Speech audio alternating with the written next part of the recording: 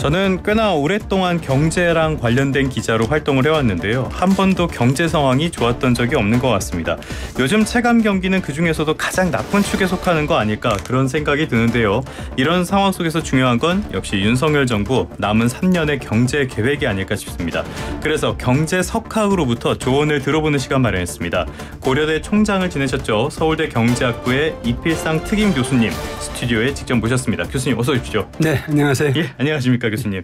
교수님 저는 사실 대학 때 경영대학을 나왔는데요. 아, 그러셨군요. 예. 졸업 학점이 3.03이었거든요. 교수님은 대학 때 학점을 좀 잘 주시는 편이었습니까? 후한 편은 아니고요. 예. 그럼 저 같으면 더 떨어졌겠네요. 공정하게 주고 있다고 생각하고 있습니다. 이걸 왜 여쭤봤냐면요. 윤석열 정부 출범하고 이제 2년이 됐지 않습니까? 그래서 네. 학점을 주신다면 어느 정도를 주실 것인가 이것 좀 여쭤보려고 말씀을 드렸거든요. 예, 아직 평가는 1이긴 합니다만 예. B-에서 B 정도 줄 수 있다 이런 생각이 드네요. B-에서 B 정도. 예, 이 정도면 평균 정도? 평균 그렇죠. 조금 아래? 그 정도? 그렇죠. 예, 100점 만점으로 치면 65점에서 70점 정도. 예. 왜 그렇게 점수를 주셨습니까? 기본적으로 정책 기조가 우리 경제에 필요한 겁니다. 윤석열 정부 경제 정책 기조가 크게 두 가지인데요. 예. 하나는 역동적인 시장 경제를 만드는 것이고요. 또 하나는 재정 건전성을 확립하는 겁니다. 예. 문제는 개혁과 정책 추진이 부진하고 성과가 미흡하다는 것인데 또 연구개발 투자 같은 것은 줄이면서 오히려 반대로 간 경우도 있습니다.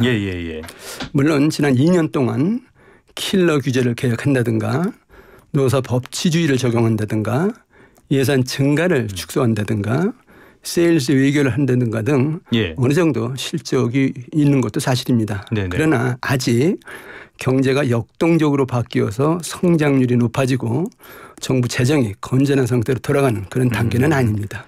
그러니까, 특히 문제는 최근에 고물가, 고금리, 고환율 3고를 만나서 민생 고통이 큰데 대응이 제대로 안 되고 있습니다.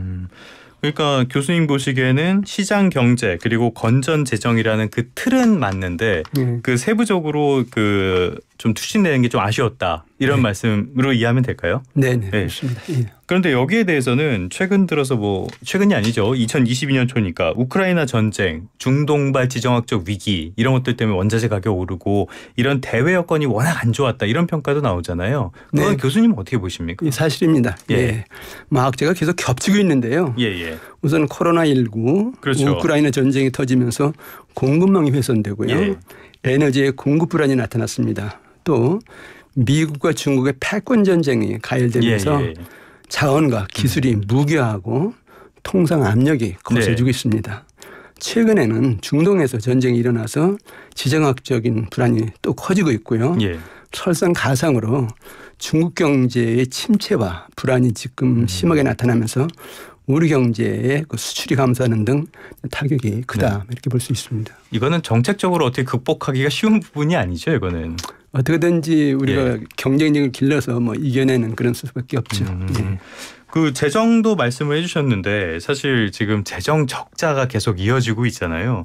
건전 재정이랑은 방향성과는 약간 상충된다고도 볼 수 있는데 이 부분은 어떻게 보십니까? 네, 결과적으로 지금 반대 방향으로 가고 있는 것이죠. 지난 1분기 재정 적자가 75조 3천억 원인데요. 벌써 올해 예상되는 전체 금액의 80%가 넘습니다.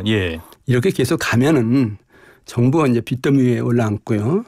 그러면 국가 신도가 떨어져서 외국 자본이 빠져나가고 아주 심한 경우에는 국가가 부도 위험에 노출될 수도 있습니다. 재정 적자의 주요 원인은 경기 침체로 인해서 세금이 잘 안 거치는 건데요.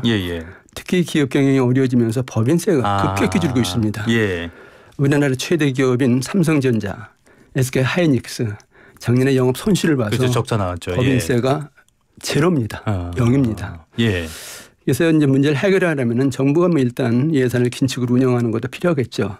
그렇지만 더 좋은 방법은 경제를 빨리 살려서 기업들 일으키고 경제 성장을 높여서 세금을 많이 거둘 수 있는 게 그게 더 중요한 것이죠. 그런데 지금 경제를 빨리 살려야 된다고 말씀을 하셨는데요. 거시 지표로 봤을 때는 그렇게 나빠 보이지는 않는 게 1분기 성장률이 1.3이 나왔지 않습니까? 굉장히 높게 나온 건데 그렇다면은 이렇게 긍정적으로 나온 배경은 뭘로 보십니까? 작년 4분기만 해도 성장률이 0.6%였거든요. 올해 1분기 1.3%가 나오니까 이게 2배가 넘습니다. 네. 그래서 정말 깜짝 성장이다 이런 어떤 표현도 있는데요. 사실 코로나 사태 이후에 침체했던 그 세계 경제와 국내 경제가 지금 회복세를 보면서 수출이 좀 늘어나고 있습니다. 그리고 이제 건설 투자가 증가하고 있는데 그게 아마 주요 원인으로 이제 볼 수 있습니다. 특히 중요한 사실은 지난 1분기 성장률에 정부 부문이 기여한 것이 0%라는 것이거든요. 그러니까 성장의 전부 민간 부분에서 이루어졌다는 겁니다. 이것은 민간 주도의 시장 경제다라는 정부의 경제 정책 기조와 부합하는 것이다. 뭐 이렇게 볼 수도 있는데요. 아마 더 두고 봐야 하겠지만은 정부가 좀 적극적으로 경제 정책을 펴면은 경제 성장률이 좀 힘을 얻을 가능성도 있지 않은 것인가 이런 또 생각도 듭니다. 뭐 아무래도 민간 쪽에서 기여를 해주는 게 훨씬 긍정적인 방향이긴 하니까요. 그럼요. 근데 문제는 지금 이렇게 거시 지표는 어느 정도 나와주고 있는데 체감 지표들, 체감 상황들 이런 것들이 안 좋다는 점이잖아요. 왜 이렇게 괴리가 크다고 보십니까? 1분기 성장률이 1.3% 증가했는데 어떻게 된 것인지 국내 제조업 생산은 오히려 0.5% 감소했습니다. 또 재고가 1.2%나 늘어서 공장에 쌓아놓은 물건이 많습니다. 더 나아가 설비 투자도 1.2% 감소했거든요. 이 이야기는 경제가 아직 전반적으로 살아나는 것이 아니라는 뜻이거든요. 또 중요한 사실이 있는데요. 아무리 성장률이 높아져도요. 고물가, 고금리 현상이 나타나면 체감 경제를 느끼기 어렵습니다. 그래서 물가가 오르면은 실질 임금이 떨어져 더 가난해지고 살림이 팍팍해지죠. 또 문제는 금리인데 현재 우리나라 가계부채가 가구당 9,200만 원입니다. 이런 상태에서 금리가 높으니까 빚 갚는데 허덕거린다는 것이거든요. 그래서 물가 문제, 부채 문제 이거 함께 해결해야 시간 경기를 이제 제대로 느낄 수 있다 이렇게 볼 수 있습니다. 저도 억대의 빚이 있습니다. 체감이 굉장히 안 좋습니다. 그래서 그 지금 말씀하신 것처럼 고물가 문제 있고 이거를 잡기 위한 고금리 문제가 있는데 그래서 정부에서도 물가를 잡기 위해서 역량을 총동원하겠다 이렇게 밝히고 있는 상황이잖아요. 그런데 이게 쉽지만은 않아 보이는데 정책적으로 어떤 방향을 취해야 할까요? 뭐 쉽지만은 않죠. 그런데 일단 그 정부로서 택할 수 있는 방법이 여러 가지가 있습니다. 우선 물가가 많이 오르는 품목에 대해서 정부가 비축 물량을 풀거나 해외 수입을 늘려서 공급을 최대한 확대하는 방법이 있고요. 또 환율을 낮추거나 또는 관세를 줄여서 수입 물가를 이제 낮게 하는 그런 방법도 있습니다. 또 기업이나 판매업체 부당 가격 인상이나 매점 매석 이런 것이 있으면 조사를 해서 시정 조치를 취할 수도 있고요. 정부가 어떻든 간에 여러 가지 방법은 있는데 가능한 모든 수단을 다 동원해야 될 것 같습니다. 환율 말씀해 주셨는데요. 환율을 어떻게 잡을 방법이 있을까요? 지금 외환보유액이 많은 상태니까요. 충분히 있죠. 그걸 이제 이용해서 환율을 이제 조정할 수 있는 어떤 그런 여력은 있죠. 그리고 여기에 더해서 요거는 환율이랑 또 약간 반대로 가는 이야기이기도 한데 통화 정책 그러니까 금리를 좀 먼저 낮춰야 되는 거 아니냐 이런 이야기도 나오잖아요. 교수님은 이건 어떻게 보십니까? 한국은행은 작년 1월에 기준금리를 3.5%로 올려놓고 지금 10번째 동결했거든요.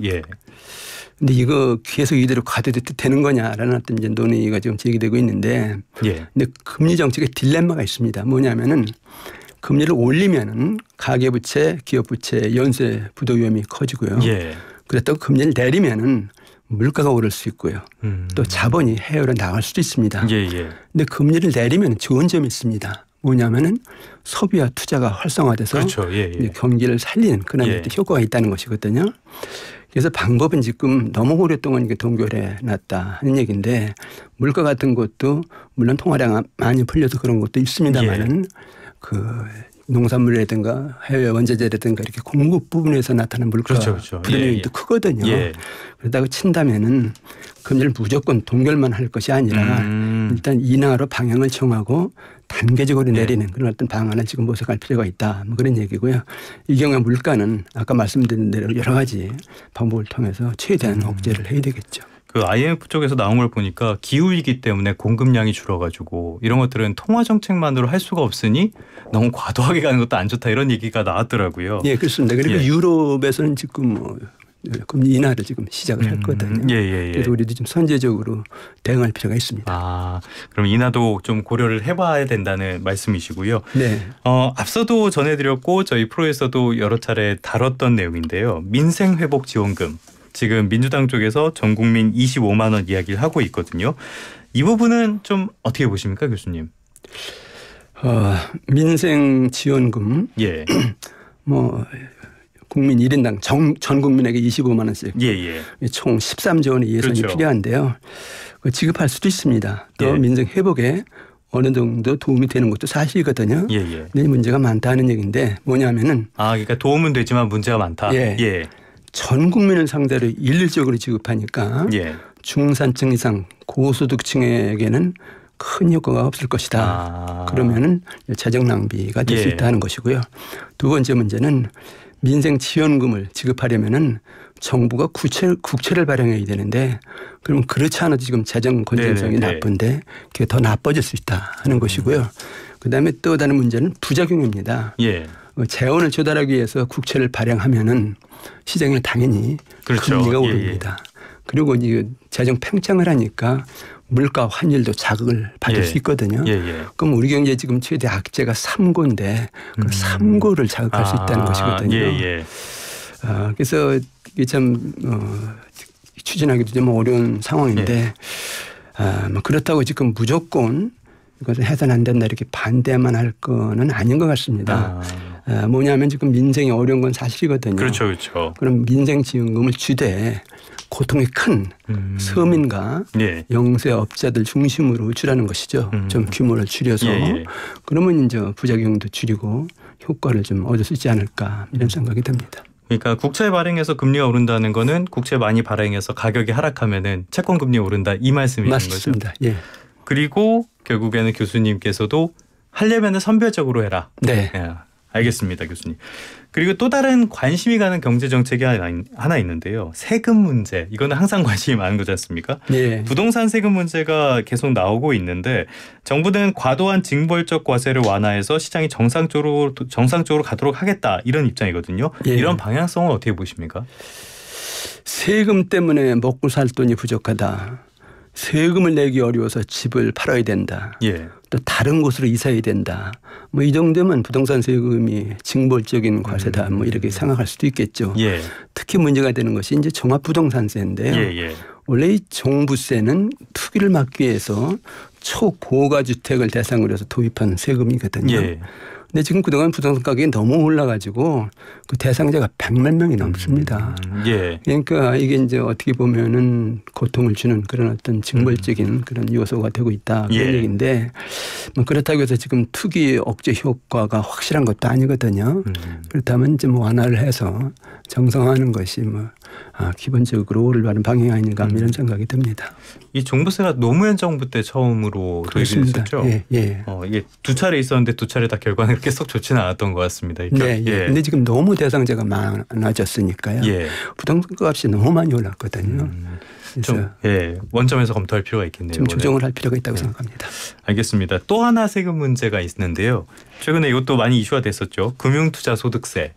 요거를 정부에서는 폐지한다. 야당에서는 부자 감세다. 이렇게 이야기하고 있는데 사실 제가 들어봤을 때는 양쪽 다 일리가 있는 것 같거든요. 교수님은 어떻게 보십니까?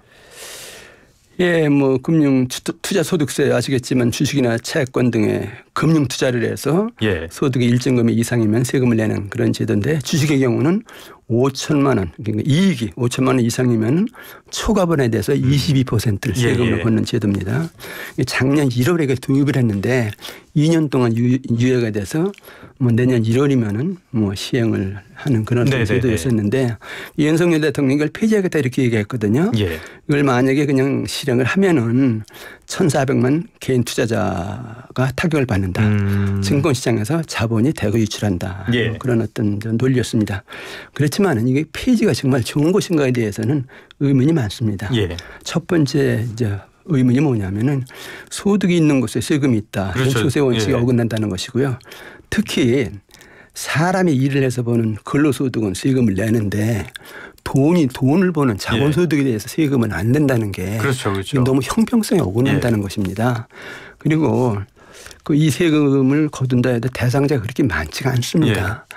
전체 주식 투자자 15% 정도, 1% 정도 되는 1%. 그러니까 5천만 원 이상 이익 보는 사람이 전체 투자자 1%, 한 15만 명 정도 되는데 이 많은 숫자가 아니라는 것이고요. 그다음에 또 하나 이제 걱정은 이거 만약에 이거 시행하면은 해외 자본 유출하는 것이 아니냐 그런 이야기도 있는데 외국인 투자자는 이중 과세 방지 협약에 따라서 자기네 나라에서 세금을 내고 국내에서는 안 냅니다. 그러니까 그건 뭐 큰 걱정할 필요가 없고요. 그리고 더 나아가서 국제적으로 보면 대부분 이 세금을 걷고 있습니다. 미국 같은 경우에는 이익이 250만 원 이상만 되면 22% 걷고 있거든요. 뭐 그렇다면 이거 내년에 1월에 전격적으로 시행하도 좋은 거냐 뭐 그런 얘기인데 저는 그렇게 생각지는 않습니다. 왜냐하면 시행을 하면은 증권시장이 불안해지는 것도 사실이거든요. 그렇다면 이제 방법은 뭐냐 하면은 세금 부담을 줄여서 좀 단계적으로 실시하면 어떻겠느냐. 그러니까 세율 같은 거 지금 22%에 내고 좀 낮추고요. 그다음에 이제 과세 구간도 5천만 원 이상인데 그걸 1억 원 이상으로 옮긴다든가 올린다든가 등해서 조금 세금 부담을 크게 낮춰서 내년 1월부터 좀 점차적으로 시행하는 게 그게 어떻게 보면 올바른 방향이 아닌가 이런 생각이 듭니다. 그러니까 전면 폐지보다는 일부 조정 정도. 그렇죠. 그렇습니다.